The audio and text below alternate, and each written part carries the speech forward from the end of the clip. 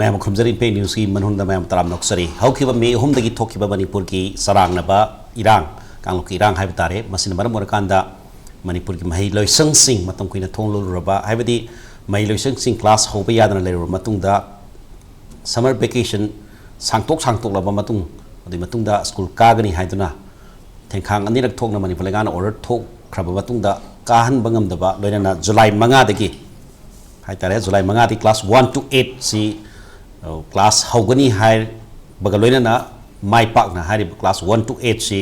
class माइ पाकना school सिंगदा सथरकपा लोइना क्लास 9 to 12 हाइदि खरा हायर क्लास हाइब तारे मसिना अमुक खोगी मणिपुर दा मयु मकई मई थादोक पिखरबा साबना HYBE लांजेन नखरबा मयाम गिदमकता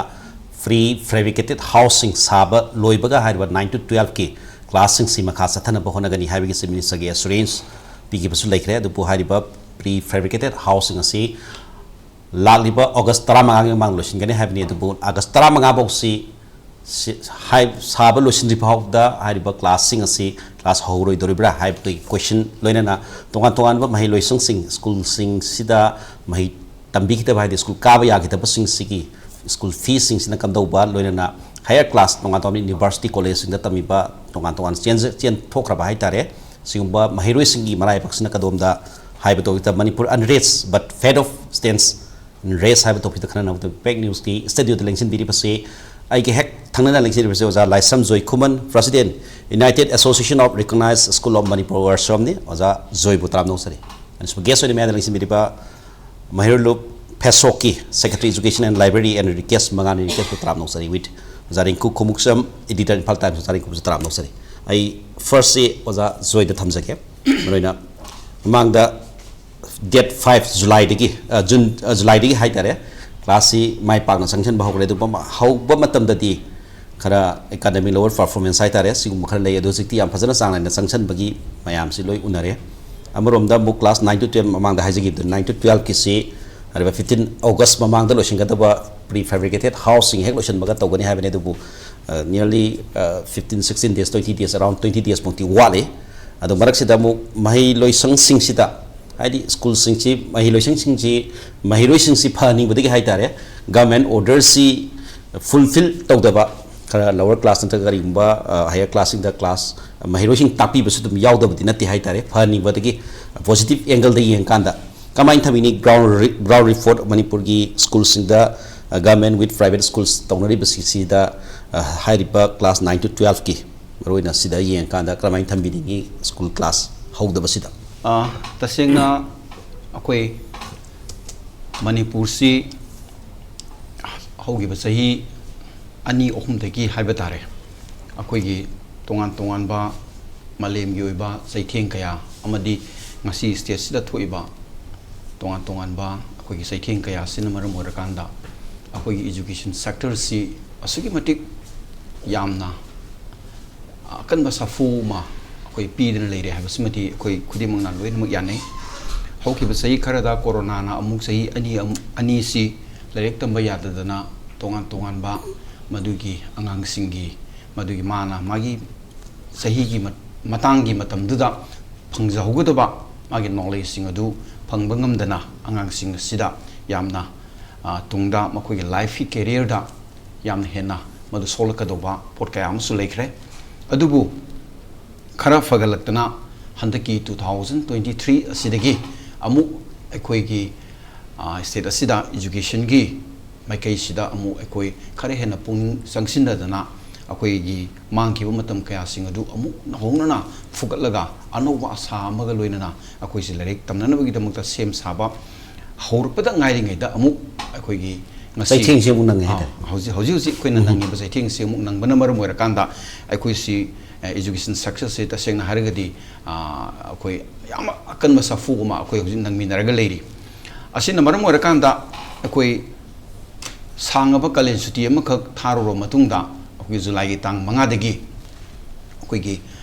government na order ama thopi dana class 1 dagi na class 8 fogi ang sida leiri ba mahiroi sing amani masi classing asi laik tamba hoba yare hedana government notice ama thokna madu akoi tamba hokre adubu tongan ba akoi hauji thoi ba lan sin maram moira kanda awaba nangi ba lojing loya da leiri ba kun kharadadi masi adumak akoi hanagum laik tamba yada dana adumak leiri adna madu ga nakna ba mafam kharadasu adumak asi lairik si thinwaina yagi magi full class to bangam dana adum khara school kai haibadu thoga adum class tong na ba kaya amsu dum yaudabadi nate adubu sungtam maktam dabadagidi khara akoi tambagi mong adigi angang singda adui matam sangna kauroraba magi school lamadi magi leinaba relation du amu ang hongnana ka amu angang singda ningsing hanba su pai akoi gi lan manung da pawba akoi mahi tambasidi soktanaba yargei akoi gi inkhal ba singsida mahi masingi loksing se pina ba hotnei hainari bani aduna manipur da handak thoi ba pamdaba thodok sina maram oraga tongan ba akoi gi district khudi makta hai tare manipur gi pumbada leiri ba chhatra singsida loina affected tawi sungaw da ba ukrul gi oisanu senapati gi oisanu leiri ba mafam singsida su school gi kano da effect yam tawi maram di akoi gi si pura manipur hai si sina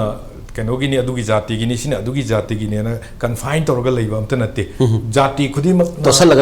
laga dum ukrul da su maitai gi oza phane amna leiri bani kuki gi oza su leiri bani tangkul gi oza su leiri bani above that india gi tongan mafam sing digi lak oza su dum private school dum leiri bani hai tare and then JNB the central schools mayam su leiri bani mane central schools su leiri aduna कार्य कदाइद disturb तौर के है मतलब दा लोइनमक सोकमिनरे लोइनमक सोगा अखोइसे लोइना stagnant ओइबगी film खता अखोगी wisdom की knowledge bank से stagnant ओइरेबा ओइरबनिना मदवाइगी loop hole दु अखोगी मेंशन ना बाइना होनरकपदा अखोगी तोंगान बा से मरी लेनबा स्कूल का मरी लेनबा एसोसिएशन सिंग स्टूडेंट यूनियन सिंग ना adagi plus parents body khangde ade private school body khangde makoina laik se tamanba houna bagi adumba thorang ama government da lokhat piu gaina harak pasidi amarom da hojiki keno sida angang sing si natraga mahiroi sing si khangningba uningba yamna leringai tanja sida siguma thodok sigi maram da hena khaningdana chatlakana moi school gi through dagi oza gi through dagi systematic naiba pot ama khakta khangpuduna hena अखोगी इरांग सिंगसिदा यावसिनदनबगी याम चाव मरममदि ओइबे आइ अदुदि याम चुमे system की मतंग सिदैदा वांगांग मसिमदि अखोई खितंग Luna थोइना थमजगे हान मक्तदा अदा वहांगदुगी पाखुम जिंग ओइना लाक्चरबदा educational rot की मतंग की करगी गादो अदिदा अखोई अखंगाई सिंगना हाइना बले अखोईगी कम्युनिटी अमा फुरुप अमा अदु मांगहनगे हारगदि एजुकेशनल राइट टू द हाना केनो एटेक तौरकांदा मदुदा हान मांगहनबो होनगदौनी अदुगा कम्युनिटी दो तबना लेखा तारकनबगी मचांग अमनी कायना हाइबगी अखोई हाइनबा मा ले अदुना मरम ओइरे हारि कानसि लेदा हुजिक अखोई गा खितंग मुक्नरिबा नुंगाइनद्रिबा कुकीरोगी सिंगसिका प्लस अखोई नसु प्रजा जिंगसिना याम निंगमदना खोलाउलाउरिबा इंडियन गवर्नमेंट नसु मखोई सिंगसिना अखोई जे मरुओइना अखोईगी पार्टिकुलर अखोई बैतै कम्युनिटी से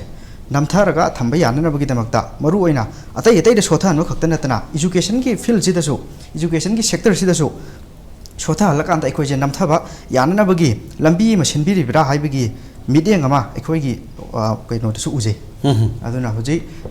नामोगी केन हाइबिखिबदगी मतुंगिनसु अखोई लारिक तमिबा अमदि तमदबा सिंगिदसु लोइना इफेक्ट तवेबा अदैदा याम कुमना नैनरकांदा लाक्चनिंगी वाफमदि